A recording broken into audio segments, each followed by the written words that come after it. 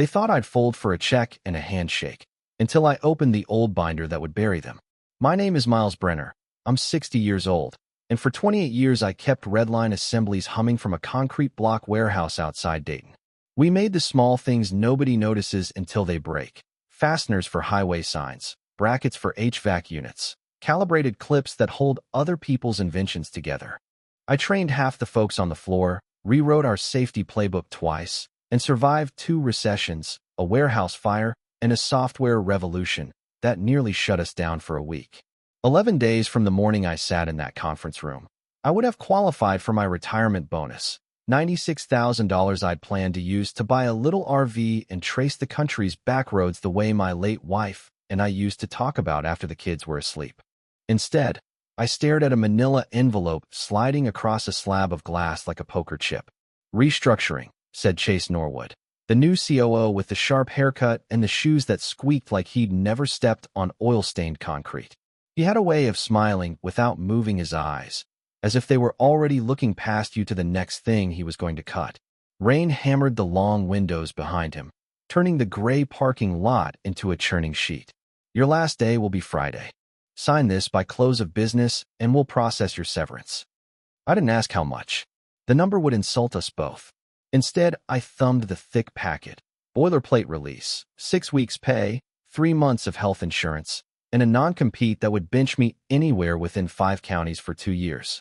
It was the kind of paperwork you shove in front of someone you think is afraid to fight because fighting takes time, and people my age are supposed to be saving what little we have left. Understood, I said. Chase blinked. He'd prepared for pleading, maybe anger, maybe tears. He hadn't prepared for quiet facts. Thank you for the opportunity, I added, because it costs nothing to be polite when you're cataloging a man's mistakes. I stood, shook his chilly hand, and walked out. The warehouse sounded different after that, quieter somehow, though everyone was still shouting over the forklifts and the buzzing sodium lights. I passed aisle C, where we kept the galvanized carriage bolts, and aisle G, where the stainless metric bins were always a mess despite the laminated labels I'd made myself. I'd walk these alleys when my hair was still dark, when the label printer jammed every other hour, when we kept a coffee can of screws on my desk, because it was faster to hand a handful to a line lead than to open a ticket. I packed my office without ceremony. 28 years doesn't fit in one cardboard box, but you try anyway. The mug my daughter painted in kindergarten, crooked stars and a blue blob that was supposed to be me. The photo of Elena, my wife, sitting on a folding chair at the company picnic, sunlight on her hair, hot dogs cooling on a paper plate. Safety awards I'd stopped hanging a decade ago because the wall was full. A 3-ring binder with a cracked spine. Redline Employee Handbook, Reverend D.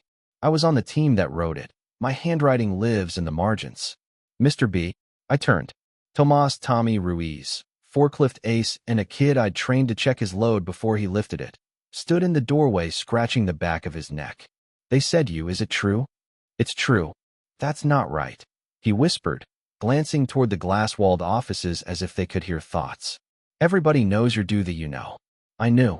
The bonus wasn't charity. It was ink in a contract negotiated before half the people upstairs had joined the company. A promise to the folks who stayed when things got lean enough to see daylight through the boards. Sometimes the people who write the rules forget who they wrote them for, I said. At the security desk, Pete took my badge like it was made of glass. He'd been there almost as long as I had. He didn't meet my eyes. Take care of yourself, Miles, he muttered. You too, Pete. Outside, the rain had thinned to a mist. My old pickup coughed once, then settled into a loyal idle. I sat with my hands on the wheel watching water snake across the windshield. 11 days. They'd done the math. I could do it too. Back home, the house felt exactly like it always had and nothing like it used to. Elena's absence still lived in the soft dip on her side of the couch and the glass mixing bowl she'd used for everything. I set the envelope on the kitchen table, the same table where she and I had paid bills and plotted out vacations we never took, and made coffee that tasted like wet cardboard.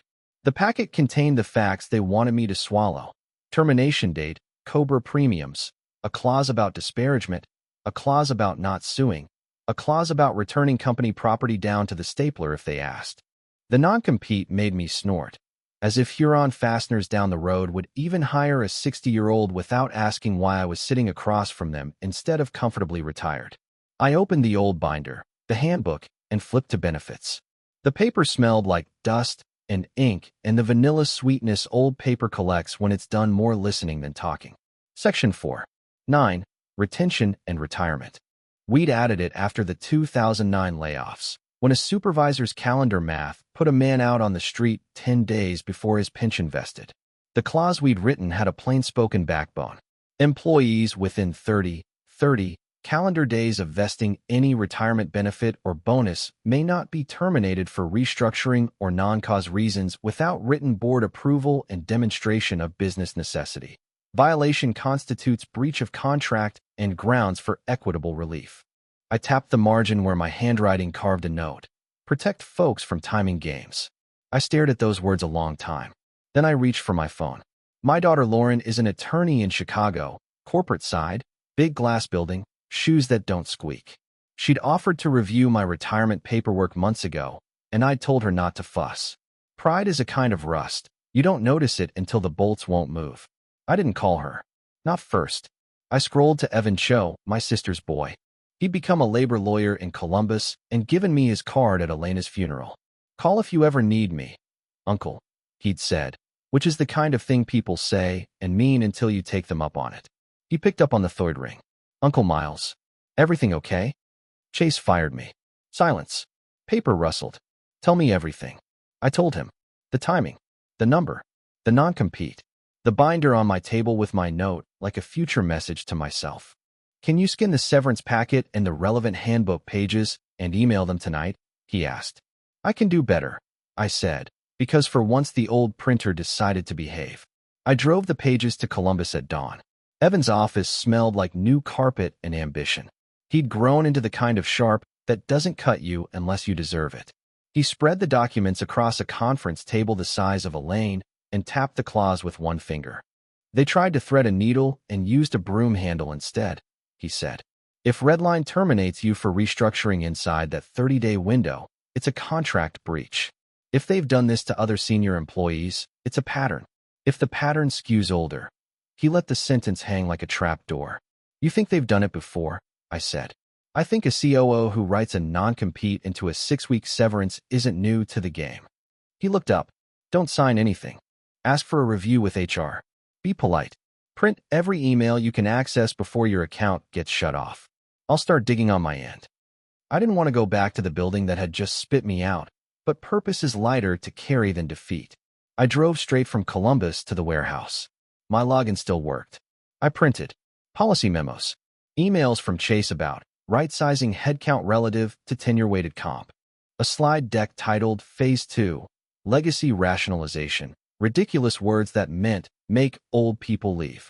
I printed my performance reviews, including the one from 6 months ago where I'd been called indispensable. I printed an email from Sophia Park in HR reminding managers, per Section 4. 9. To consult legal before any separations near retirement milestones. At noon, Chase appeared in my doorway, hands in his pockets, a grin he'd practiced in the mirror. Got a minute, Miles? He asked. He didn't wait for my answer before walking toward his glass terrarium. He slid a new packet across his desk. I spoke with finance, he said. We value your contributions. We're prepared to extend your severance to 12 weeks if you sign today. Today, I repeated. Offer expires at 5. Fair. That depends what game we're playing, I said. And because there are battles worth picking and this was one, I didn't take the papers. At 4:57, I carried my box to the truck. At 5:01, I had 47 pages of company emails under the seat and exactly the severance they'd opened with. And a lawyer who smelled blood in the water. Evan called the next morning. We pulled separation data from public filings, LinkedIn updates, union chatter, he said. 8 terminations inside 60 days of pension or bonus vesting in the last 9 months. All 50 plus. All labeled as restructuring. I've spoken to 4. 2 cried on the phone. 1, Ray Delgado from Quality, recorded his meeting with Chase. Recorded on his phone. Says he felt the ground moving under him and wanted proof. I closed my eyes. Ray had taught me how to spot a crooked thread on a batch of zinc-coated nuts from 15 feet away. Of course he'd have receipts. He was the kind of careful that saves companies from recalls. Evan's voice softened. Uncle Miles, we're going to the EEOC, and we're filing a demand letter to the board. But first, I want you to speak with HR. Give them a chance to do the right thing before the attorneys decide what ethics look like. Sophia met me in a conference room that smelled like whiteboard markers and faintly of fear. She'd been at Redline almost as long as I had. Her mouth was set in a line that meant she'd fought battles I never saw. I can't discuss personnel matters, she began, which is what HR says when HR knows too much. I don't want to discuss personnel matters, I told her. I want to discuss policy. Section 4.9. I wrote it. You initialed it. And your COO broke it on purpose. She stared at the tabletop. Then she said, so softly I could barely hear, I warned him. I slid a copy of the memo she'd sent. She didn't touch it. You brought a lawyer, she said. I brought a nephew who studies people who think paper shields make them bulletproof. Sophia stood. You'll hear from counsel within 48 hours. You'll hear from mine in 24, I said, and for the first time since the manila envelope, I felt the steadying weight of my own spine. We filed with the EEOC the next morning. Evan put our names on a document that spelled out discrimination in calm, sharp words that even a boardroom could understand. Class pattern, timing games, age proxy, retaliatory severance terms. He attached Ray's recording as Exhibit A. He CC'd Redline's counsel, the board chair, and, because he is the kind of lawyer who knows daylight is disinfectant, Sophia. By lunch, the rumor mill whined like a loose belt. Tommy texted me. Big shots in suits, closed door all day. By mid-afternoon, Sophia called. Can you be in Columbus at 10 tomorrow? I can. Bring Evan. We were suits that still smelled like plastic and coffee. Sophia arrived with two lawyers who didn't introduce themselves. She looked like she hadn't slept. Mr. Brenner, one of the lawyers began. She had the patient tone of someone used to controlling rooms. Redline regrets the way your separation was handled. I waited. The good part was coming. The board has completed a preliminary review, she continued, glancing at Sophia. We are offering full restoration of your retirement bonus with interest, immediate release from your non-compete, payment of deferred employer contributions for 2 fiscal years. And policy changes, I said, to protect the next people you try this on. Sophia slid a folder across the table. Effective immediately, no separations within 60 days of any pension or bonus milestone without a recorded board vote and sign-off from legal and HR. We will retrain all senior managers on age discrimination and equitable separation policy. And Mr. Norwood? Evan asked, as politely as a man can ask for a head on a plate. Sophia's lips pressed thinner. Mr. Norwood is no longer with Redline. The glass squeak shoes would squeak no more. We spent 3 hours arguing over commas. That's how real things get decided. When it was done, I walked into the sunlight with a cashier's check I hadn't expected to see 11 days ago, and something better than money. A paper trail with my name on a policy that would protect the folks still stacking pallets in aisle G. Before I reached my truck, my phone buzzed. Unknown number. This is James Rainey, said a voice wrapped in 40 years of authority. The former CEO. The man who'd promoted me to warehouse operations lead when we still wrote pick lists on carbon paper. I'm back as interim. Sophia filled me in. I am angry. At myself, mostly. At what we've let creep into the building. Would you consider staying on to help us stabilize? I looked across the parking lot to the building where I'd spent half my life and thought about Elena's photograph and the way my grandson's hand felt when he put his small palm in mine to cross a street. I'm honored, I said. But I think it's time I learned what Tuesday mornings look like when you're not counting pallets. He exhaled. Then let me thank you properly. We've named the policy after you. The Brenner Fair Employment Provision. It will be in every new hire's handbook by month end. I didn't cry.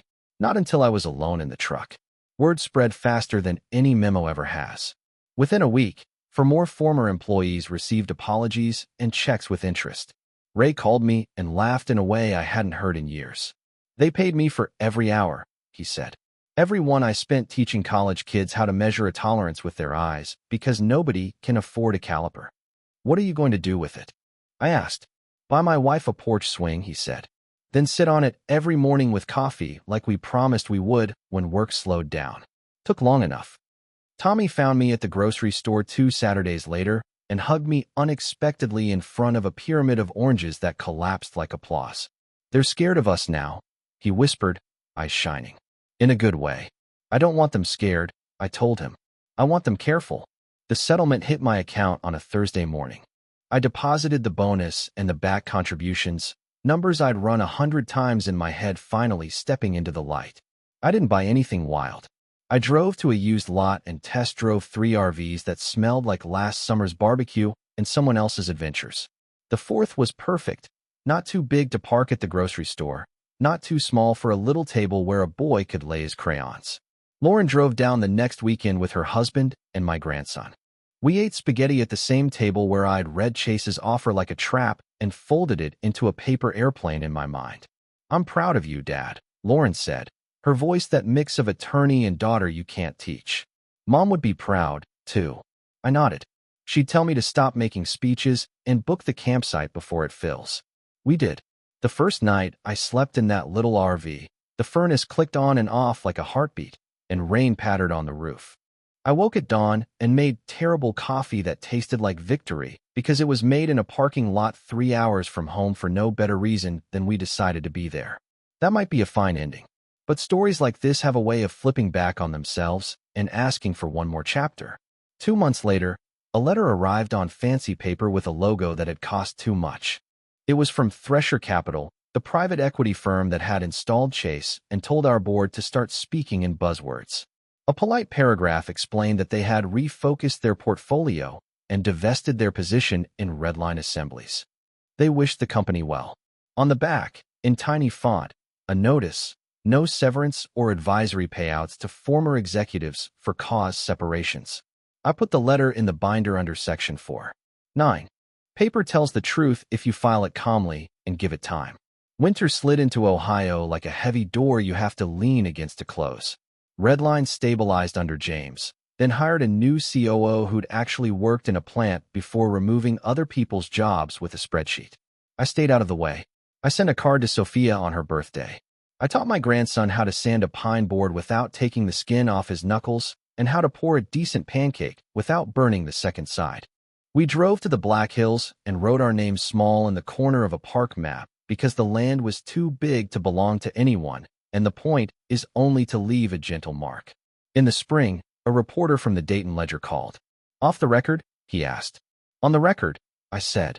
"If I'm going to talk, I'll stand behind it." He wrote a Sunday feature about quiet revolutions, policies that stop people from being wrecked for sport, small men with big titles who forget that the folks on the floor keep the world from falling apart. He didn't mention the amount of my check or the names of the other employees. He printed a picture of my hands instead, scarred down the thumb from a box cutter in '03, knuckle puffed from catching a pallet the wrong way, skin that looked like the work it had done. "These," the caption seemed to say, "are the hands the policies are for."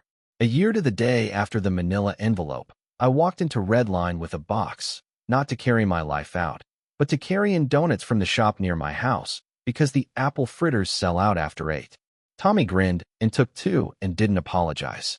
Ray came back in a collared shirt to consult on a new QA protocol, that's what they called it now, and argued with a 26-year-old with more degrees than sense until the kid laughed, wrote down what Ray told him, and said, "You're right." Sophia hugged me in the lobby hard and quick and professional. James shook my hand like a man who understands he's holding more than fingers and bone. On the wall near the time clock, a new poster hung between the emergency evacuation map and the OSHA basics chart. Brenner Fair Employment Provision, it read in big letters. Below, the details no one wants to memorize until the moment they need them. Timelines, approvals, acknowledgments, who to call, and what to bring when restructuring, is a word someone uses to make theft sound like strategy. A kid I didn't know pointed at the poster and then at me. "That you?" he asked. "That's us," I said, and meant it. On the drive home, I took the long way.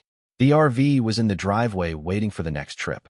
The map on the table had thumbtack holes like constellations. I thought about all the things I'd learned too late. That pride is best when it sits beside humility. That paper is a shield only if you're willing to lift it. That quiet isn't the same as weak. That sometimes revenge isn't a spectacle with cheering in the stands and a villain carried out like a bad statue. It's a policy with your name on it, and a man in squeaky shoes sending out resumes with a box he has to check that he hoped he'd never see. If you're listening because someone pushed you toward a cliff and told you to thank them for the view, hear this. Go find the old binder with the cracked spine. Read the margin notes. Call the nephew who said to call. Be polite. Print everything. Get your own name into the policies if you can. And when you win, spend a morning teaching a kid how to measure twice and cut once. Because that's how we stopped the next chase from thinking he invented the saw. They thought I'd sign and disappear. Instead, I left fingerprints on a rule that says you can't sweep people off the books just because their birthdays make your spreadsheets nervous. And every time the poster by the clock punches a little hole in someone's plan to steal 11 days from a life, that will be enough.